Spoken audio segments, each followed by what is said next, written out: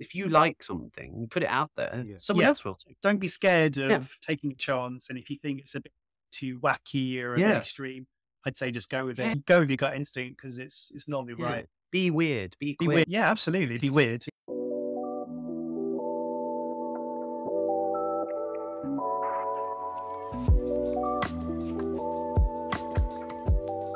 Hi everyone, my name is Pierre. I'm your host and the founder of the ethical gay brand Unapologetic. And today I'm talking to Brighton's newest music sensation, the duo LADSCLUB. They describe themselves as Pet Shop Boys on acid. So welcome, lovely to meet you. Thanks for talking to me. Lovely to meet you, Pierre. We don't actually describe ourselves as that. That's a quote from a review in a local magazine, actually. They called us that, and I've been obsessed with that quote ever since. I love it. So, do you think it's appropriate? Absolutely. I would never have come up with that myself. No. Yeah, I thought so too. After listening to the album, I think that's quite what it is. It's quite, yeah, I do that. How did you choose your name? LADSCLUB. Oh, yeah. Before we even had a name, we wrote a song together. We wrote the very first song, Disco Prancing, which we didn't even intend to release. When we'd finished it, we actually were so proud of it. We thought, let's get it out there. Let's put it out. So to put something out, you have to have a name. Yeah. So we were like, oh my God, what are we going to call ourselves? So we kept coming up. We came up with loads of silly names, silly words. Every time we checked, another band had that name. As far as finding a name that hasn't been used. Yeah. It was so annoying. We came up with some really great names. I can't remember any of them now, but they were all gone.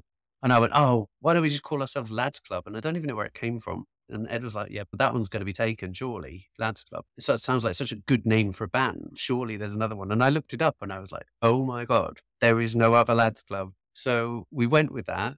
One of the reasons is, as you might have noticed in the album, we're big fans of irony. So we're not that laddie, as you probably can tell. And there's loads of, the more I think about it, the more reasons there is to be called LADSCLUB. But we're not that laddie. We're actually the most inclusive people you can imagine. Absolutely. Everyone is welcome in our club. Everyone can be a lad if they want to. In fact, if we get as big as we want to be and we have a fan base, we want to call the fan base the Ladettes as well. we've got that far thinking about it. But also on the other side of it, we want to be part of the music industry, which is very famously a lads club. Yeah. So there's so many meanings behind it. How did you two meet? I'll let you say. We met quite a few years ago. 18 years ago. And we originally actually met whilst I was working at Subways. I was in between jobs and at the time I was a sandwich artist. Oh, a sandwich artist. That's good. The official title. I'd been chatting to Greg we'd met officially online. And we'd been chatting for a while. We never actually met each other.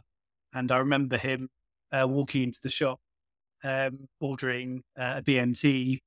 I got really flushed and embarrassed. And then I remember coming around the corner and like chatting to him and being all shy and embarrassed.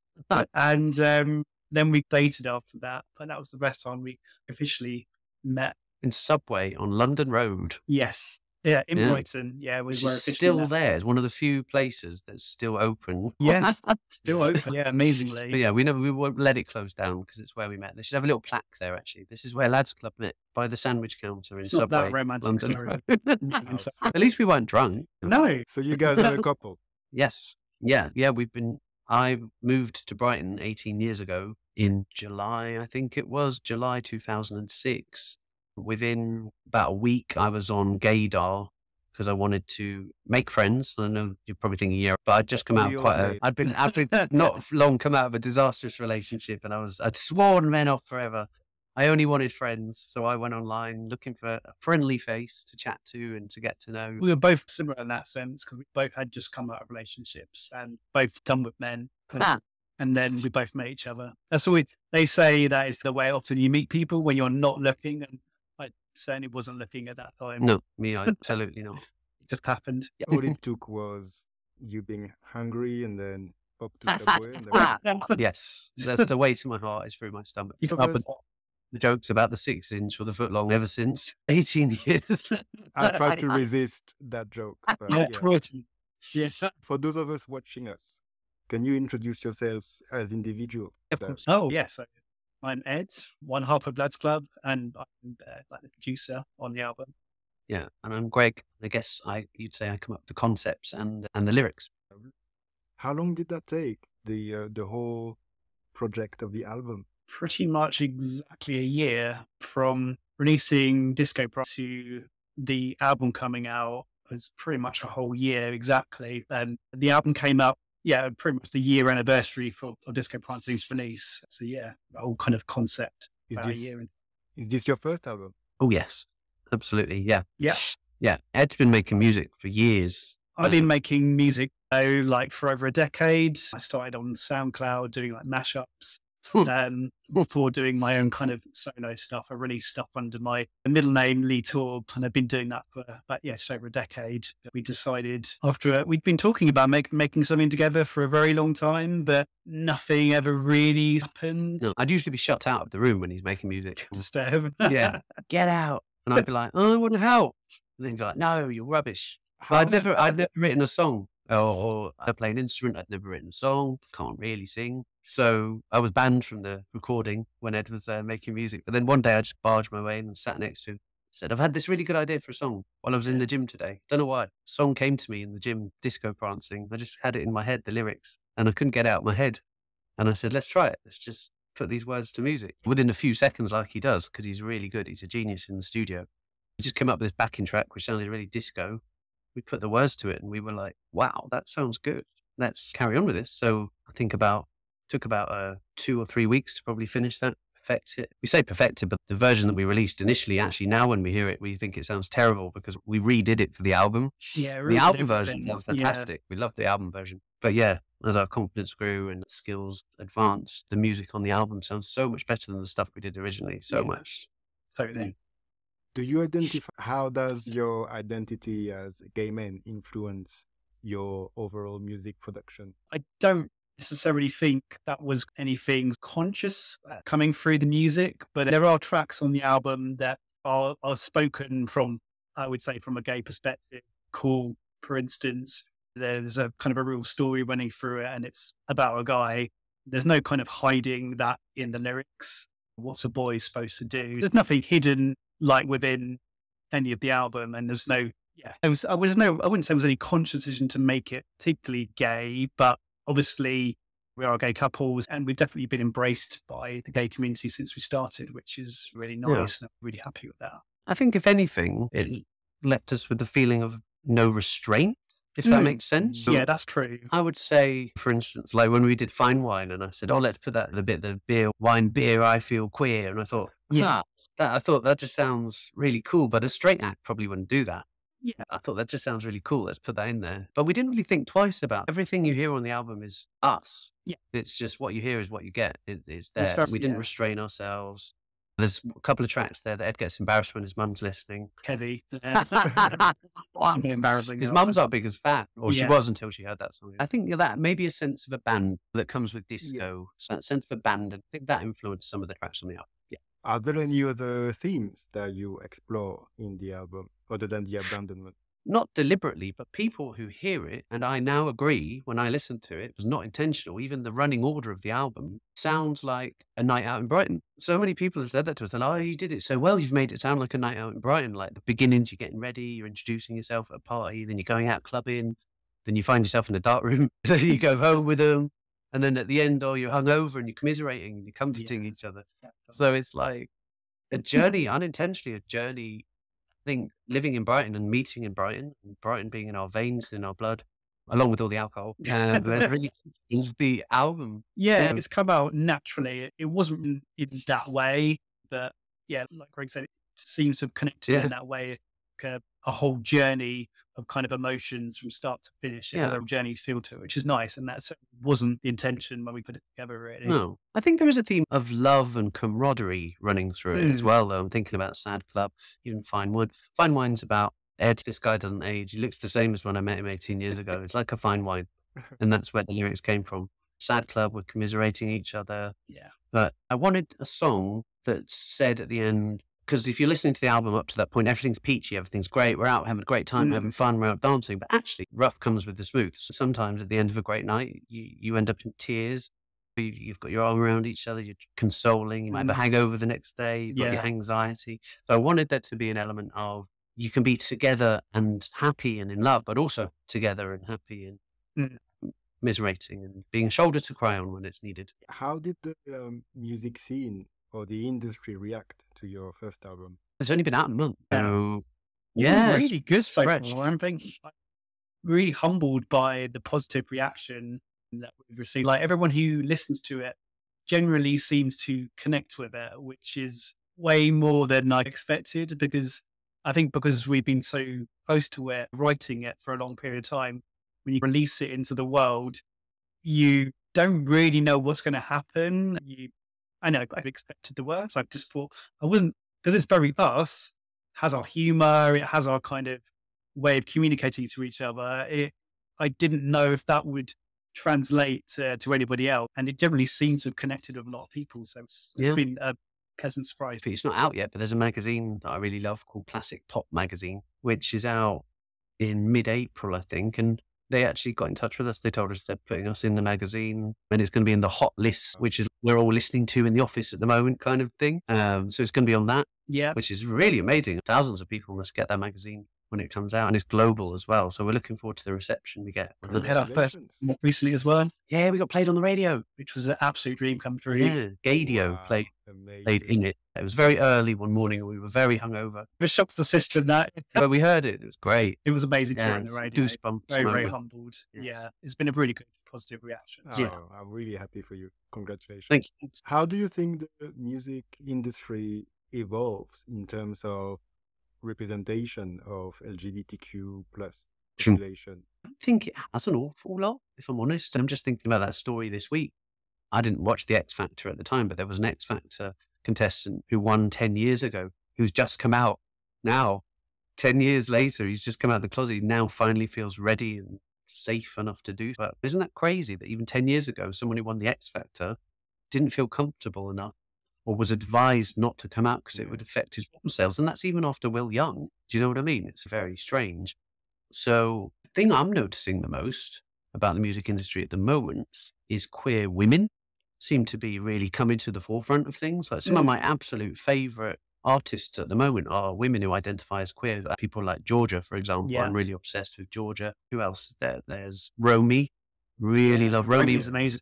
Romy Brightonian as well, I think. Oh, do you know that album? Yeah. Romy album, Midair. That was my favorite of last year. Absolutely fantastic. Yeah. We love Peaches. We've always loved Peaches. Absolutely. She's very much at the forefront. She's always been very sort of heading the sort of queer community. Yeah, I think she did it before anyone, really. I think she probably must have been one of the very first. I think that really came to the fore and really opened up that kind of audience. Absolutely. And so influential on our music as well. Very much. Particularly heavy. Heavy is probably a Peaches. Yeah, it could be on a Peaches album for sure. I hope she puts it in a DJ set. Maybe not DJs at Pride this year. Probably not as rude as her. Yeah. Yeah.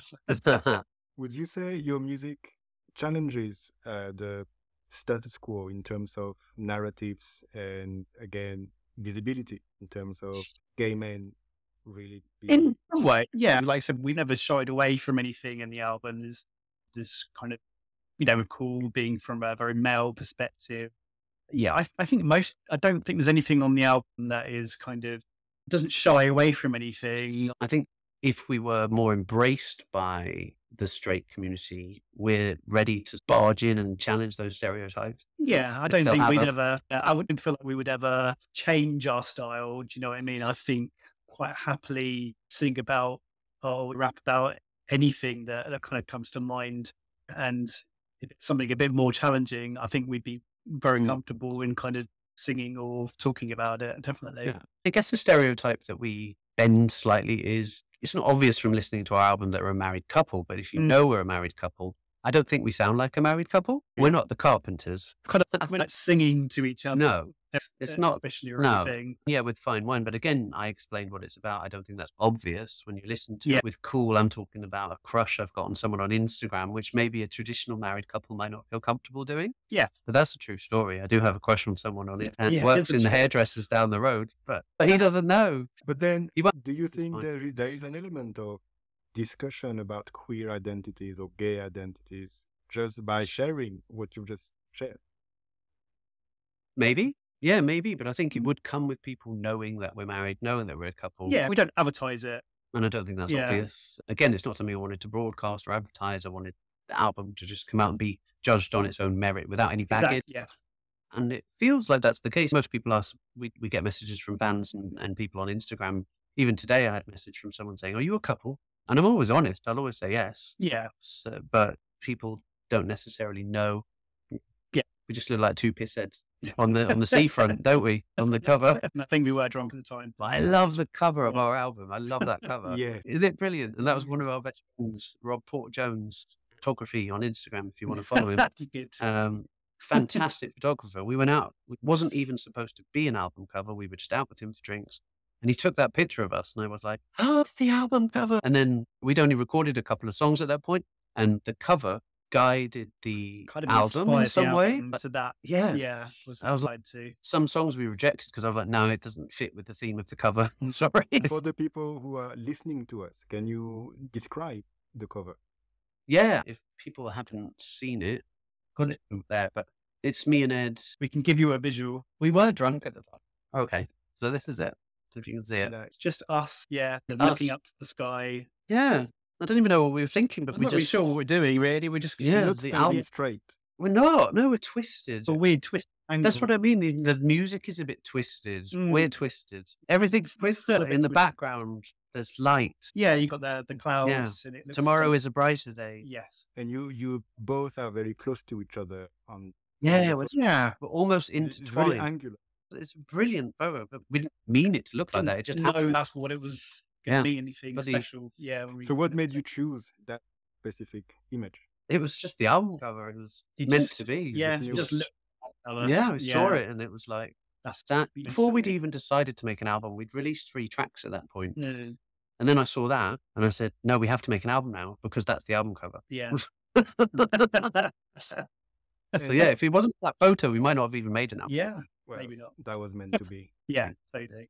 Do you have any message for other queer artists or gay, bi, trans who are considering launching themselves? I Yes. would always say, yeah, just do it. Just go for it. Like we didn't necessarily, we've winged it to a certain degree. And I've been doing music for a long time, but LADSCLUB style of music is very different to anything I've made as a solo artist. So it's a very big challenge for me to do something completely different. And if you're thinking, I don't know where to start, just go for it. Just learn stuff. And I've learned a lot of stuff along the way as I've been anything is possible. I would say be Yeah, brave. absolutely. And if you like it yourself, someone else will. Yeah. That's what I've learned as well. Because a lot of the things, like the opening track on the album, Club Lads, it's like a joke. We thought no one's going to like that. We thought no one's going to Yeah. get it. We loved It's it. really silly. We were obsessed Yeah. with it. It's like one of my absolute favorite tracks. And it makes me laugh every time I hear it. It's like a little Rubber-dub-dub. private joke between us. Yeah. When I suggested the rubber dub dub lyrics, Ed shut the door in my face. It's like, no. I thought it's terrible. I was yeah. like, no, it's going to sound great. I Let's thought do it. no one's going to like this. Yeah. And then when the album came out, we get so many messages from people saying it's Yeah. their favorite It's track. very popular. And Yeah, I'm like, really, wow, really I can't shocked. believe it. Yeah. But I did not think anyone would like that one. It's the most played track, and it's the one that we get the most messages. And Yeah. we thought it's a private joke. So if you like something, you put it out there, Yeah. someone Yeah. else will too. Don't be scared of Yeah. taking a chance. And if you think it's a bit too wacky or a Yeah. bit extreme, I'd say just go with it. Yeah. Go with your gut instinct because it's normally Yeah. right. Be weird. Be Be queer. weird. Yeah, absolutely. Be weird. Make it for you. That's Yeah, always yeah. the first place to I would start. say, yeah, make it for you. If you like it, stick to it. Don't change it. Don't compromise. Don't compromise. Yeah, never compromise. Yeah. Are there any musicians that really inspire you? So Other than many. Madonna. How long have you Never heard of her. How long have you got? Yeah. For me, like producing wise, like I'm a huge fan of Frank music. Like you heard him, he's probably like my idol, like production wise.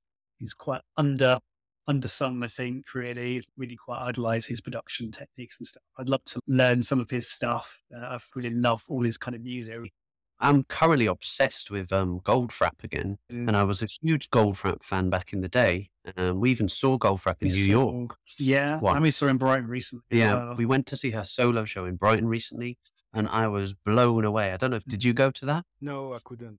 The Brighton Dome. It was one of the best shows I've ever It's seen. absolutely incredible show. And it just inspired Absolutely me iconic. much. I said to Ed, we're not doing a live show until we can afford to do one that looks like that.